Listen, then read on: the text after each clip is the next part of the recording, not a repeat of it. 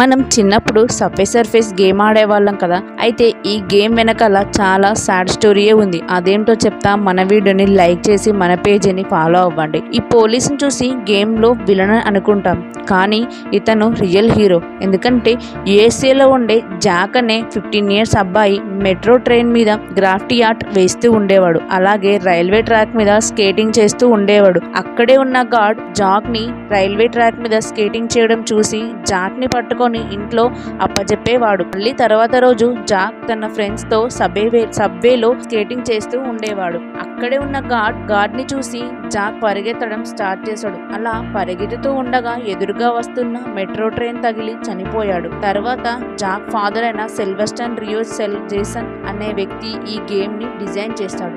One more sad thing ఏమిటి అంటే Jack ని కాపాడే టైంలో గార్డ్ కూడా అక్కడే చనిపోయాడు.